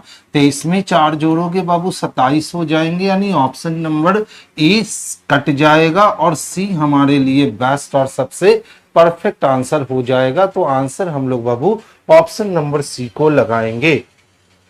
देखिए के एफ का संबंध किसका, तो के एफ 17 का संबंध दे रखा है एच बी और 6 से। अगर थोड़ा सा कंसंट्रेशन आपके पास है तो के की वैल्यू 11, एच की वैल्यू 8, यानी 3 माइनस करोगे, 6 से 2 आने के लिए 4 माइनस करोगे, और यहाँ पे आप अगर 11 माइनस करते हो तो वैल्यू मिलती है। अब सेम काम आपको LP -6 के साथ करने हैं। किसके साथ, LP -6 के साथ करने हैं। तो ध्यान से देखिए, 12 में 3 घटाओगे और 16 में कितना, तो 4 घटाओगे, 12 और इसमें -11 घटाओगे। तो देख लीजिए, 12 में से 3 गया 9 बचेगा, 16 में से 4 गए तो 12 बचेंगे। IL एक ही ऑप्शन में दिख रहा है, आगे सोचने तक की जरूरत नहीं है। तो आंसर हमारा जो है ऑप्शन नंबर सी आएगा। देखिए P की वैल्यू 16 और T की वैल्यू 20 होती है। आप 4 जोड़ोगे ना तभी 20 मिलेगा। तो देख लो, 19 में 4 जोड़ोगे 23 मिल जाएंगे, 2 में 5 जोड़ोगे 7 मिल जाएंगे, 19 में 4 जोड़ोगे 23, और 14 में अगर 4 घटाओगे तब आपको 10 मिलेंगे। तो ये दोनों ऑप्शन तो आपके पहले ही से कैंसिल हो चुके हैं। अब ध्यान से देखिए, 9 से 13 होने का मतलब है फिर से आप 4 जोड़ोगे, तो 23 में 4 जोड़ोगे बच्चे 27 हो जाएगा, और 16 में से 4 घटाओगे तो 12 होगा। ऑप्शन नंबर बी कट जाएगा और ऑप्शन नंबर ए इसके लिए बेस्ट और सबसे परफेक्ट आंसर बनेगा। नेक्स्ट क्वेश्चन देखिए बस कैलकुलेशन बेस्ड क्वेश्चन है और कुछ भी नहीं है। ए जहां दिखता है ना, आप वहां डिवीजन का साइन लगाओगे, और बी के स्थान पे आप मल्टीप्लिकेशन का साइन लगाओगे, वहीं सी के स्थान पर एडिशन और डी के स्थान पे सब्ट्रैक्शन लगाओगे। तो देखिए, तो 45 इंटू 14 बाई 21 -17 प्लस 25 हम लिख सकते हैं इस वैल्यू को। अब यदि हम कैलकुलेशन करते हैं तो देख लो, 7 दूना 14 कट गए और 7 तिया 21 कट गए, 15 तिया 45 कट गया, यानी 15 दूना 30 और प्लस 25 जोड़ लो और उसमें से 17 को माइनस कर लो। 30 20 50 5 55 हो गए, 55 में हम 17 को माइनस करेंगे तो 15 में से 7 गया 8 बचा, 4 में से 1 गए 3 बचे, वैल्यू 38 आएगा, जो कि स्पष्ट रूप से हमें ऑप्शन बी में दिखने को मिलता है। तो आंसर हम लोग बी को करेंगे। कहता है सर 54 को हमने 59 लिखा, तो बच्चे 54 को 59 लिखने के लिए अगर हम 5 ऐड कर दे तो काम हो जाएगा। इसी तरह 30 को कहता है कि हमने 35 लिखा है, तो 5 जोड़ दे तो हमारे पास 35 हो जाएंगे। इसी पैटर्न पे 11 में अगर हम 5 जोड़ते हैं तो इस पैटर्न के अनुसार आंसर 16 आएगा बच्चे, जो कि ऑप्शन नंबर ए में हमें स्पष्टता देखने को मिल रहा है। तो आंसर हम लोग ए को लगा लेंगे। ठीक है, देखिए ये कोडिंग डिकोडिंग के प्रश्न है। ठीक है, किसका प्रश्न है बाबू, तो कोडिंग डिकोडिंग का प्रश्न है। बस समझ लो कि कोडिंग डिकोडिंग की काम यहां से शुरू होती है। कहता है सर यदि पहला अवयव एक संख्या है जो कि है और अंतिम अवयव एक प्रतीक है जो कि नहीं है, तो पहला शर्त अप्लाई नहीं करेंगे। पहला अवयव एक सम संख्या है जो कि है और अंतिम अवयव एक विषम संख्या है जो कि है, तो पहले और अंतिम अवयव के कूट अवयवों को किसके रूप में कूट करना है बताया ही नहीं। अच्छा, इसके रूप में कूट करना है, यानी यहां ये हो जाएगा। अब देख लो, ये वाली ऑप्शन और ये वाली ऑप्शन कैंसिल हो गई। अब आगे चलते हैं। यदि दूसरा और तीसरा दोनों अवयव पूर्ण वर्ग है, नहीं है, तो तीसरे अवयव का कूट जब है ही नहीं तो हम आगे सोचेंगे ही नहीं। तो देखिए 7 के लिए हम क्या लिखेंगे, तो जे लिखेंगे, और 3 के लिए हम के लिखेंगे, यानी हमें जे के चाहिए, जो कि ऑप्शन नंबर ए में बच्चे स्पष्टता देखने को मिल रहा है। तो आंसर हम लोग ऑप्शन नंबर ए को कर लेंगे, जो बेस्ट और सबसे सुटेबल आंसर है। ध्यान देगो, अंग्रेजी वर्णमाला में मिल्क की बात करें, किसकी बात करें, तो मिल्क की बात करें, तो मिल्क को हम लोग TPSR लिख रखे हैं। ठीक है, देख लो क्या कर दिया है, 13 से 20 होने का मतलब 7 बढ़ गए ना, और 9 से 16 होने का मतलब फिर से 7, 12 से 19 आने का मतलब फिर से 7, और 11 से 18 होने का मतलब फिर से 7।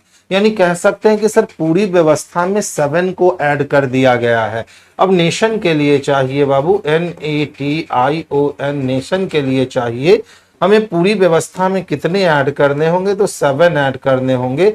तो देखो 14 और 7 20, 20 का मतलब 14 और 7 20 आने चाहिए। अच्छा, नेशन शब्द दिए गए विकल्पों में से किससे है, हो और भी कोई ऑप्शन है क्या, 13 7 20, तो 14 7 आगे भी दे रखा है, यानी देखना पड़ेगा आगे ना। बहुत बढ़िया, देखिए तो क्या लिखता है, POT को WVA लिख रखा है। ठीक है, तो ध्यान से देखिए, 20 से 27 होने का मतलब 7 बढ़ेगा, 15 से कितने बढ़ेंगे, तो 7 बढ़ेंगे, और 16 से 7, 7 ही तो बढ़ रहा है जी, तो फिर यू क्यों लिखता है। अच्छा देख लीजिए, हम EN को 13 पढ़ रहे हैं ना, सब में कितने जोड़ने, 7 जोड़ने हैं, तो 14 7 कितना 21, 1 और 7 कितना 8, 20 और 7 कितने 27, 9 और 7 तो 9 6 15, 1 16, 15 और 7 22, 14 7 21, यही वैल्यू आने वाला है। UHA PVU option number D में स्पष्ट रूप से दिख रहा है बच्चे। तो आंसर हम लोग ऑप्शन नंबर डी को करेंगे, जो कि बेस्ट और सबसे सुटेबल आंसर होगा। नेक्स्ट वन, इसको न्यूमेरिक सिंबल सीरीज कहते हैं। क्या कहते हैं, न्यूमेरिक सिंबल सीरीज, क्योंकि इसमें नंबर भी है और सिंबल भी है। ऐसी कितनी संख्याएं हैं जिनमें से प्रत्येक के ठीक पहले एक संख्या और बाद में एक सिंबल है, यानी आपको सिंबल के पहले 2 डिजिट ढूंढना है। तो देखो सिंबल के पहले 2 डिजिट नहीं है, सिंबल के पहले 2 डिजिट मिलता है, एक मिल गया, सिंबल के पहले 2 डिजिट मिलते हैं, 1 1 2 मिल गए। इसके अलावा कहीं भी सिंबल के पहले बच्चे 2 डिजिट नहीं मिल रहे हैं, यानी ऑप्शन नंबर सी इसके लिए बेस्ट और सबसे परफेक्ट आंसर होगा। नेक्स्ट देखोगे, डायरेक्ट यहां पढ़ो, ऐसे कितने इलेक्ट्रीशियन हैं जो आर्किटेक्ट भी हैं लेकिन डेंटिस्ट नहीं हैं। इसका मतलब है हमको डेंटिस्ट वाला गोले से दूर रहना है, ठीक है, बाकी दोनों में चाहिए। तो जब डेंटिस्ट वाले गोले से दूर हो जाएंगे और बाकी दोनों में देखेंगे तो यही 9 कॉमन है और यही हमारे लिए बेस्ट और सबसे परफेक्ट आंसर होगा। तो आंसर हम लोग ऑप्शन नंबर बी को करने वाले हैं। देखो इस टाइप के क्वेश्चंस का प्रचलन जो है ना, ये लॉकडाउन के बाद डेवलप हुआ है, ठीक है, और भारी नहीं, आसान होता है, बस थोड़ा सा कंसंट्रेशन हाई रखना है। अब सोचिए, जो क्रिया हम यहां से यहां करने वाले हैं वही क्रिया हमें यहां से यहां करनी होगी। अगर हम इस वाले पोजीशन पे जे रखते हैं तो 10 से 12 होने के लिए 2 बढ़ जाएंगे, तो 1 में 2 जोड़ेंगे 3 आ जाएगा। अगर हम यहाँ 17 रखते हैं तो 0 बढ़ेगा, तो जे से जे ही चाहिए, यानी ये वाली ऑप्शन कैंसिल हो गई पी के कारण। अब फिर से देख लो, अगर हम यहाँ पे आर रखते हैं, जे रखेंगे तो सी तो आ जाएगा, यहां से पता चल चुका है। अगर हम हैश के जगह पे आर रखते हैं तो 18 से 17 1 की कमी होगी, तो 10 से 1 की कमी होगी तो 9 चाहिए, यानी यहाँ 9 चाहिए, ये भी कैंसिल हो गया। अब देख लो, अगर हम 16 रखते हैं तो 16 से 17 1 बढ़ेगा, तो 11 से 10 से 11 हो जाएगा, जो कि बच गया। यदि हम यहाँ 18 रखते हैं तो 2 बढ़ेगा, तो 13 और 2 15 मिल जाएगा, यानी ऑप्शन नंबर बी हमारे लिए बेस्ट और सबसे सुटेबल आंसर है। तो कभी भी इसको लिखकर नहीं बनाना चाहिए, वहीं से वहीं चेक करोगे ना तो वो जल्दी बन जाएगा। बस याद रखना, जो क्रिया इधर हुई होगी सेम प्रोसेस हम इधर भी अप्लाई कर देंगे। ऑप्शंस मिला तो ठीक है, नहीं तो आगे बढ़ते रहेंगे। देख लो, प्लस के पहले जो भी शख्स आती है वो माता कहलाती है, और माइनस के पहले जो आता है भाई, इनटू के पहले जो आती है पत्नी कहलाती है, और डिवीजन के पहले जो आता है पिता। एम का रिलेशन हमको जाहिर करना है क्यू के साथ, यानी एम का रिलेशन फाइंड आउट करना है क्यू से डिलीट करके। तो देखिए, अगर हम क्यू हैं तो डिवीजन को क्रॉस करेंगे, इसका मतलब पी हमारे पिताजी हो गए, तो माता वाला ऑप्शन तो खत्म हो गया। ठीक है, अब पिताजी का कौन, तो भाई, तो पिताजी के भाई। अब इनटू के पास आएंगे तो पिताजी के भाई की पत्नी मिल जाएगी, और प्लस कहेगा माता, तो पिता के भाई की पत्नी की बहन नहीं, पिता के भाई की पत्नी की माता, यानी ऑप्शन नंबर डी इसके लिए बेस्ट और सबसे सुटेबल आंसर है। 7 व्यक्ति हैं, 2 4 2 6 एक साथ उत्तर की ओर अभिमुखों की एक पंक्ति में बैठे हैं, और जब 7 लोग उत्तर की ओर बैठे हैं तो उत्तर की ओर बैठने पर मेरा राइट उसका राइट, मेरा लेफ्ट उसका लेफ्ट होगा। एल और क्यू के बीच में 5 व्यक्ति हैं। ठीक है, देख लो, एल और क्यू के बीच में टोटल 2 4 1 5 व्यक्ति हैं। ठीक है, अब किधर एल होगा किधर क्यू होगा कंफर्मेशन नहीं है, तो वाइस वर्सा केस लगाए छोड़ दिए। पी क्यू के ठीक बाएं पड़ोस में है, देखिए जहां भी क्यू को रखेंगे इसके ठीक बाएं पड़ोस में किसको, तो पी को रखेंगे। पी और आई के बीच केवल एक व्यक्ति है, तो कितने लोग थे, 7 लोग थे, और जहां क्यू को रखेंगे उसके बाद एल को हमको रखना ही होगा। चलिए देख लीजिए, पी और आई के बीच कितने लोग, तो पी और आई के बीच केवल एक लोग ही हैं। ओ के बाएं किसी स्थान पे है, तो ओ जो है ना वो के बाएं किसी स्थान पे है, लेकिन किस स्थान पे है मालूम नहीं है। लेकिन जे के दाएं किसी स्थान पे बैठा है, जे के दाएं किसी स्थान पे। अब सोचिए, हम क्यू को यहां रखते हैं तो 1 2 3 4 5 छोड़ देना है, और यहां एल को जगह देना है। तो देखिए, तो कितने घर बने, 1 2 3 4 5 6 7 8 घर बन गए। इसका मतलब है कि अगर हम क्यू को यहां राइट एंड पे रखेंगे तब हमारा काम चलने को तैयार है। हमने क्यू रख लिया, 1 2 3 4 5 लोग बीच में हैं, तो यहां पे एल रखेंगे, 1 2 3 4 5 6 7 हो गए। अब आपको पता है ना कि पी और आई के बीच में कितने लोग को रखना है, सर एक लोग को रखना है, जबकि हमें एक लाइन और हमारा था कि पी क्यू के ठीक बाएं पड़ोस में है, तो पी क्यू के ठीक बाएं पड़ोस में है, एक गैप छोड़ के हमने आई को यहां रख दिया। अब देखो, ओ को ऐसे स्थान पे रखना है जो जे के दाएं हो लेकिन के बाएं हो, तो ओ को अगर हम यहां रखते हैं तभी वो जे के दाएं और के बाएं हो पाएगा। अरेंजमेंट हमारा पूरी तरीके से बन करके तैयार हो गया। क्या कहता है, बाएं छोर से तीसरे स्थान पर पहला दूसरा तीसरा स्थान ओ को समर्पित है, तो ऑप्शन नंबर सी को लगा देंगे बच्चे, यही इसके लिए बेस्ट और सबसे परफेक्ट आंसर होगा। नेक्स्ट क्वेश्चन, 2 4 2 6 एक 7 लोग एक गोल मेज पर बैठे हैं, तो एक सर्कुलर टेबल डिजाइन कर लेना है, ज्यादा बड़ा नहीं बनाना है, इस पे 7 लोगों के बैठने की व्यवस्था कर लेनी है। अब देखो, अकॉर्डिंग टू क्वेश्चन उसके केंद्र की ओर अभिमुख है, यानी सारे लोग सेंटर की ओर देख रहे हैं, और जब सेंटर की ओर देख रहे हैं तो इसका दायां एंटी क्लॉकवाइज घूमेगा और इसका बायां क्लॉकवाइज घूमेगा। क्यू के ठीक दाएं पड़ोस में ओ और ओ के ठीक बाएं पड़ोस में एम है, तो क्यू के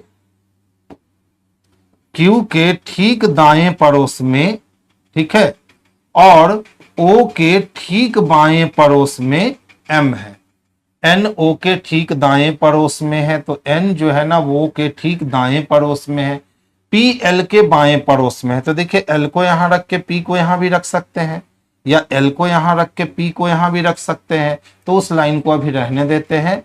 एल के ठीक दाएं पड़ोस में और क्यू के ठीक बाएं पड़ोस में आर है। लीजिए, एल के दाएं और क्यू के बाएं आर है, तो एन को कहां होना था, तो पी एल के ठीक बाएं पड़ोस में था, तो पी को यहां रख लेंगे और अरेंजमेंट हमारा कंप्लीट हो जाएगा। अब कहता है, यदि सभी व्यक्तियों को एल सहित, यानी एल से स्टार्ट करते हुए घड़ी के सुई की दिशा में वर्णमाला के क्रम में व्यवस्थित किया जाए, तो कितने व्यक्तियों का स्थान अपरिवर्तित रहेगा। ठीक है, अब देखिए वर्णमाला के क्रम में अरेंज करना है, यानी अल्फाबेट के ऑर्डर में अरेंज करना है इनको। तो देखिए एल से स्टार्ट करेंगे तो यहाँ एम होगा, यहाँ एन होगा, यहाँ ओ पी क्यू और ये आर हो जाएंगे। अब कहा है कि सर बतलाओ एल के सहित कितने व्यक्तियों का स्थान अपरिवर्तित रहेगा। तो देखिए एक व्यक्ति, दो व्यक्ति, तीन व्यक्ति, चार व्यक्ति, पांच व्यक्ति, 6 व्यक्ति का, अच्छा इसका तो स्थान परिवर्तित नहीं है, एमपी कितने का, 1 2 3 4 और 1 5 व्यक्ति का स्थान जो है ना वो नहीं बदल पाएगा। तो आंसर हम लोग किसको लगा लेंगे, तो ऑप्शन नंबर बी को कर लेंगे बच्चे, जो कि बेस्ट और सबसे सुटेबल आंसर होगा। नेक्स्ट क्वेश्चंस की ओर करते हैं। तो अच्छे अच्छे सेटिंग दिए गए हैं आपको, ध्यान से देखिएगा। कुछ पर्वत जो है ना वो पहाड़ियां हैं, ठीक है, तो यही बना देता हूं, आंख के सामने आपका रहेगा। कुछ पर्वत क्या है, पहाड़ियां हैं, और कुछ पहाड़ियां चट्टान है। पहाड़ी का कुछ हिस्सा जो था वो ऑलरेडी चट्टान के पास गया। सभी चट्टान काला है, जितना भी चट्टान है ना बाबू वो सबका सब क्या है, तो काली दिख रही है। ठीक है, बन गया वेन डायग्राम हमारा। कहता है कुछ काली पहाड़ियां हैं, तो देखो तो काला का कुछ हिस्सा पहाड़ी के कुछ हिस्से से मिल रहा है, यानी बिल्कुल सही है।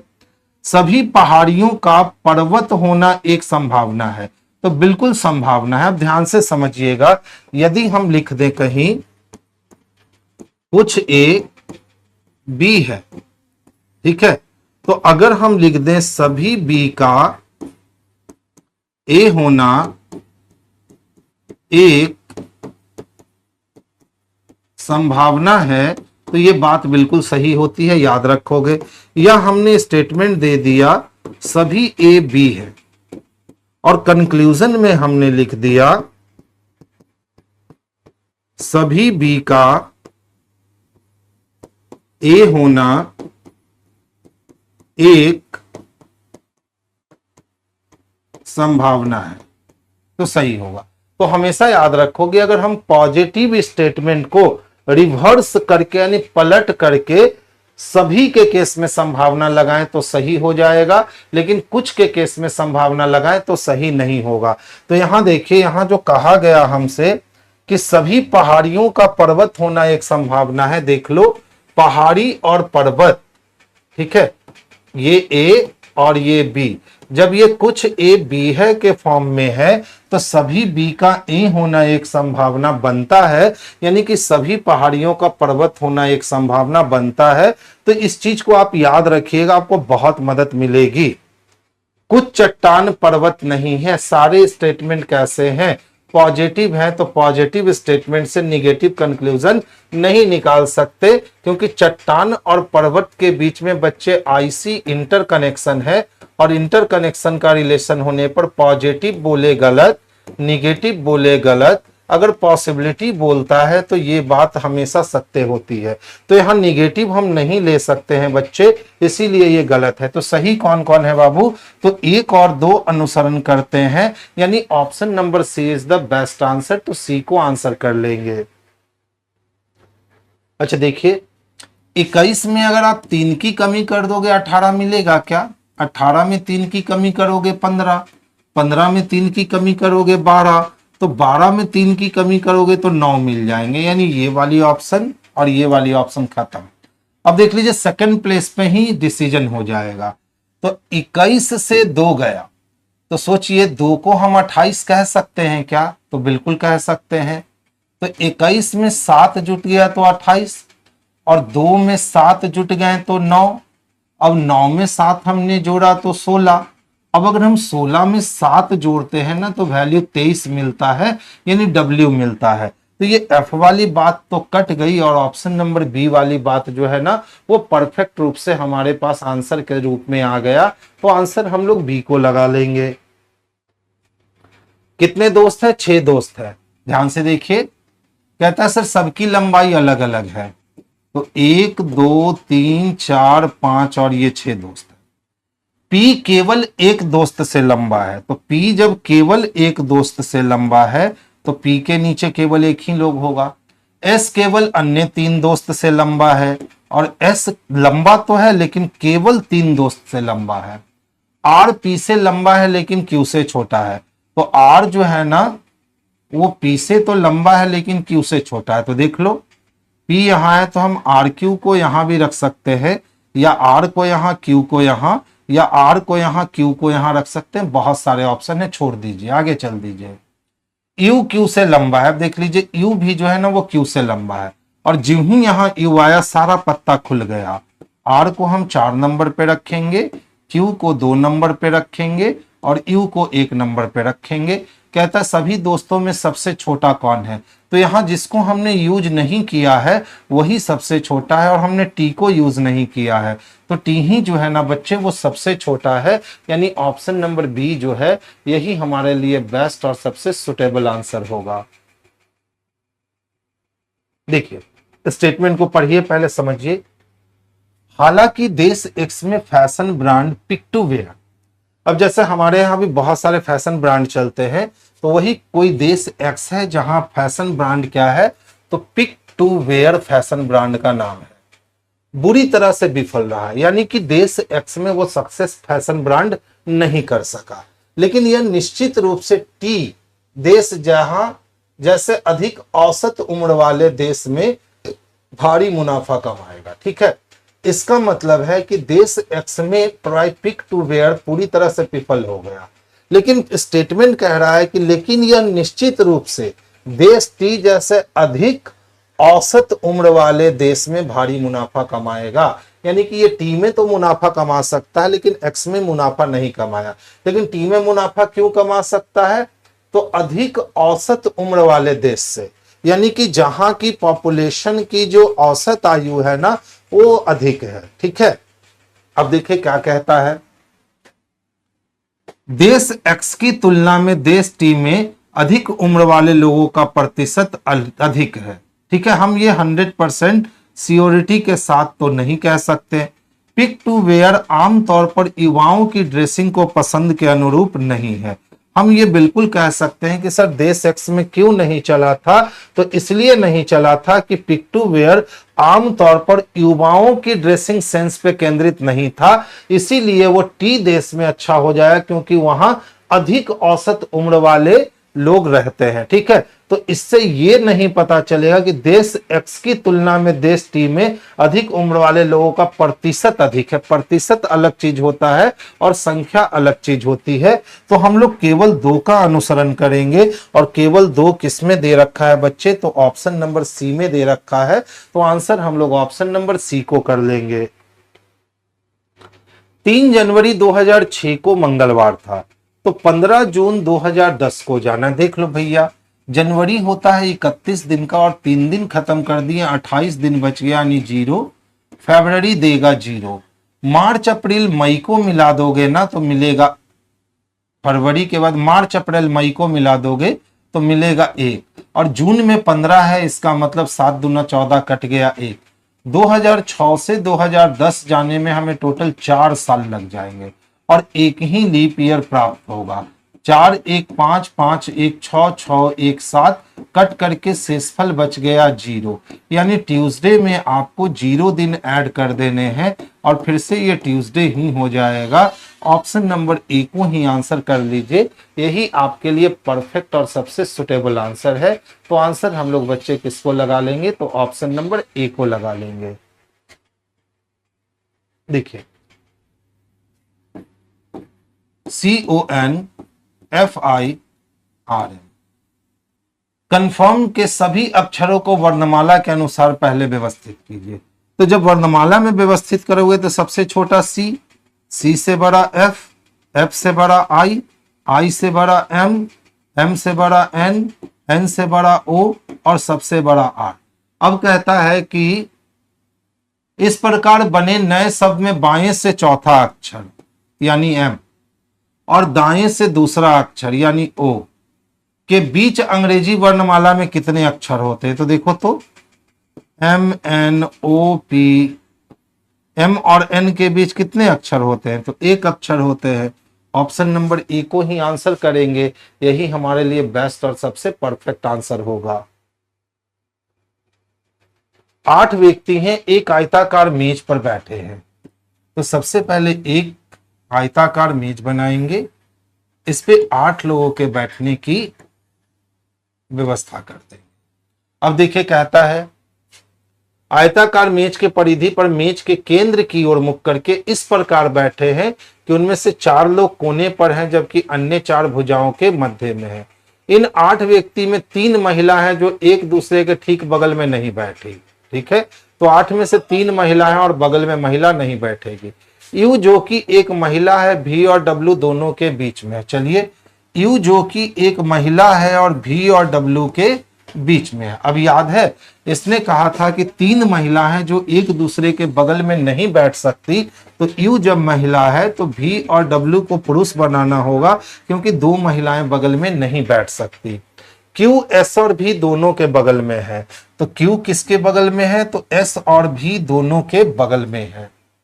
आर जो कि एक महिला है क्यू के बाईं ओर दूसरा है, तो क्यू का दायां और क्यू के बाएं, तो पहला नहीं दूसरा। आर क्या है, एक महिला है, तो फिर एस को पुरुष होना पड़ेगा क्योंकि 2 महिलाएं साथ में नहीं बैठ सकती हैं। आर जो कि एक महिला है क्यू के बाईं ओर दूसरा। भी जो कि एक पुरुष है, भी क्या है, तो पुरुष है, हो गया। टी जो कि एक महिला है के बाईं ओर तीसरे स्थान पर बैठा है। भी जो है ना वो एक पुरुष है और टी जो कि एक महिला है उसके बाएं केवें स्थान पे, तीसरे स्थान पे, तो टी महिला है और इसके दाएं नहीं इसके बाएं पहला दूसरा तीसरे स्थान पे भी बैठा है। पी के बाईं ओर गणना करने पर पी और भी के बीच में कितने लोग हैं, तो पी को यहां रखेंगे और सेंटर को दिखाएंगे। तो पी के बाईं ओर अगर हम गणना करते हैं तो पी और भी के बीच में 1 2 3 लोग ही बैठ पाएंगे, यानी ऑप्शन नंबर डी इसके लिए बेस्ट और सबसे सुटेबल आंसर हो जाएगा। तो आंसर बच्चे हम लोग ऑप्शन नंबर डी को करेंगे जो परफेक्ट आंसर है। किसी कक्षा में 35 छात्र हैं, ठीक है, यानी 35 कुर्सी हमने लगा दिया। राम दाएं से 17 कुर्सी ले गया जबकि राकेश बाएं से 17 ले गया, तो 17 17 34 कुर्सी खत्म हो गए। 35 कुर्सी में से 34 खत्म हो गए तो राम और राकेश के बीच में 1 कुर्सी बचा। सोनू राम और राकेश के ठीक बीच में खड़ा है, यानी सोनू जो है ना वो दोनों तरफ से 18वां हो जाएगा। तो कह रहा सोनू बाएं ओर से किस स्थान पे खड़ा है, तो 18वें स्थान पे खड़ा। देख लो, ये रहा राइट हैंड और ये रहा लेफ्ट हैंड। अब यदि हम राम की बात करें तो राम दाएं सिरे से कितना कैप्चर करेगा, तो 17 चेयर कैप्चर करेगा। कौन, राम। और अगर वही हम किसकी बात करें, राकेश की, तो वो बाएं सिरे से 17 चेयर कैप्चर करेगा। अब कहता है कि सर सोनू जो है ना वो राम और राकेश के ठीक बीच में खड़ा है, इसका मतलब यहां पे कौन खड़ा है, तो सोनू खड़ा है। अब बताइए टोटल चेयर कितने थे हमारे पास, तो 35 चेयर थे। 17 चेयर राम के पास है, 17 चेयर राकेश के पास है, तो 17 17 34 चेयर तो हो गया। 35 में से इन दोनों ने, राम और राकेश ने मिलकर 34 चेयर को कैप्चर कर लिया, तो एक ही चेयर बीच में बचा हुआ है जिसपे सोनू जाएगा। और सोनू का स्थान लेफ्ट हैंड से पूछ रहा है बच्चे, तो 18 पोजीशन हो जाएगा सोनू का, जो कि ऑप्शन नंबर सी में स्पष्ट रूप से दे रखा है। तो आंसर हम लोग बच्चे ऑप्शन नंबर सी को करेंगे जो कि सबसे परफेक्ट आंसर होगा। देखिए A B D U C E N T, A B D है। कहता है कि वर्णमाला के क्रम में व्यवस्थित कीजिए, तो A B C D E, इससे बड़ा कौन एन, इससे बड़ा कौन टी और सबसे बड़ा यू, अरेंज हो गया। अब देखो प्रश्न क्या कहता है, कितने का स्थान अपरिवर्तित रहेगा, 1 2 और कोई है क्या, नहीं सर बस 2 ही के स्थान जो है वो अपरिवर्तित रहेंगे, तो ऑप्शन नंबर डी को लगा लेंगे, यही हमारे लिए बेस्ट आंसर है। देखिए क्यू की वैल्यू 17 और डब्ल्यू की वैल्यू 23, यानी कह सकते हैं कि सर 6 जुट गया है। तो देख लो 8 और 6 जोड़ेंगे तो 14 होगा क्या, 8 में अगर 6 घटाएंगे तो 2 होगा, खत्म हो गया। 8 में 14 जोड़ेंगे तो 6 होगा और 8 में 6 घटाएंगे तो 2 होगा, खत्म हो गया। अब देख लो दूसरे को, 20 में अगर हम 6 जोड़ देना तो 26 के पास पहुंचेंगे, तो 11 में अगर हम 6 जोड़ते हैं तो 17 के पास पहुंचेंगे। लेकिन देखो यहाँ 11 में 6 घटाएंगे तब 5 के पास पहुंचेंगे। ये ऑप्शन कैंसिल हो गया और ऑप्शन नंबर ए इसके लिए जो है वो बेस्ट और सबसे सुटेबल आंसर हो गया। 12 6 18, 28, 10 38 और 4, कुछ नहीं किया है बच्चे। 12 को लिया और 1.5 के साथ मल्टीप्लाई कर दिया, इसीलिए 18 हो गया। इसी तरह 28 को लिया और 1.5 के साथ मल्टीप्लाई कर दिया, इसीलिए 42 हो गए।